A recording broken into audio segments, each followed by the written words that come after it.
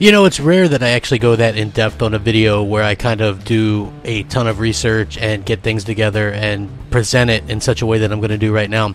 But I started thinking about this, and it was a video I wanted to do, and I figured it probably wasn't going to do very well, and people probably wouldn't really care that much about it, but I'm going to do it anyway, and hopefully you guys enjoy it.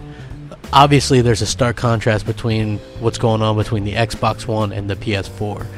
So I kind of wanted to highlight some of the things that Microsoft has been doing to really kind of turn things around, and they're going in the opposite direction of Sony. They're heading up, offering value and things like that, and I kind of wanted to talk about that. So it kind of started off when they introduced the Xbox One S. They kind of righted the wrongs of the original Xbox One launch. No more Kinect. This is a slim, sexy box with a redesigned controller, with a 4K Blu-ray player. And then they also introduced the Xbox One X, which is obviously a step above that, even with the most powerful console ever created. And the value that you get for the price is absolutely unmatched. You just can't beat it. It's just something that Microsoft really went back to that old school thinking of hardcore gamers, power, power, power. And then just looking at some of the things that they've done. They've done the EA Access thing, right? That's something that Sony has flat out said no to. And so I thought, man, what a great service, right? Like, if you were to just pick up an Xbox, boom, you just got a bunch of games for $5. You know, it doesn't really get much better than that. They continue to give us options. Just look at the backwards compatibility stuff with Xbox 360. I think well over 300 games now. So you keep your games with you. I think that's really important going forward. I like that aspect about what Microsoft is doing. They're like, hey, look, if you have your games, you have your peripherals, you're going to take them with you, and that's what we're going to do. So that is something, again, that Sony has said no to, and that's unfortunate because I think that's really great. And to top off the 360 backwards compatibility, they just announced original Xbox backwards compatibility, and so we're going to get our original Xbox games. That's something that I never thought they'd do because they didn't show much interest, and to be honest with you, it's probably a super small subsect of people that are going to use this, but I love the fact that they're doing it anyway for the fans, to preserve the history, to preserve the art. It's absolutely fantastic. They introduced cross-network play with another console. Think about that. Rocket League, Minecraft, these games, and possibly even Final Fantasy XIV, that's the rumor, that there's going to be a cross-platform, cross-play version between the Xbox One and the Switch.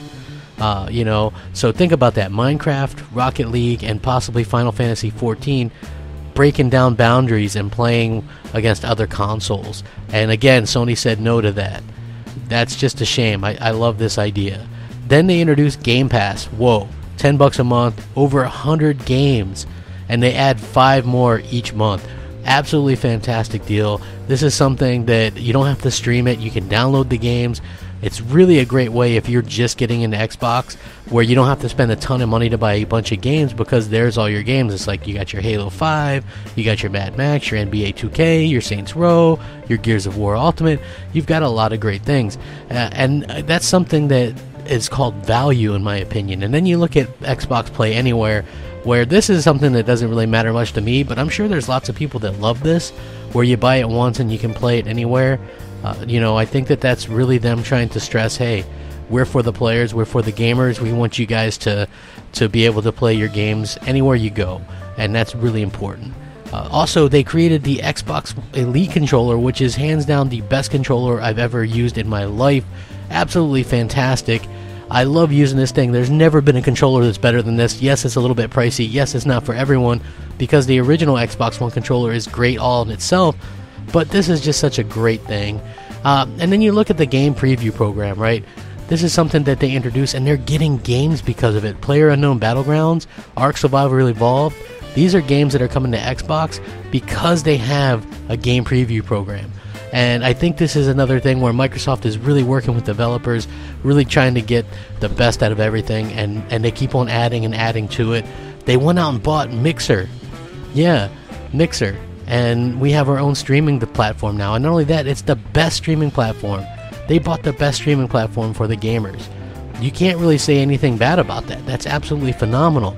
Then you look at the exclusive content that they have and that they have coming up, and it's the most diverse lineup I've ever seen. I know there's the narrative that they don't have any games because they only had Halo Wars 2 and like Voodoo Vince at the beginning of the year, but they're going to close out the year on a strong note with Crackdown 3, Cuphead, Forza Motorsport 7, and then early next year with Sea of Thieves and of course State of Decay 2. And the future is limitless. We know they're working on lots of new titles and things like that.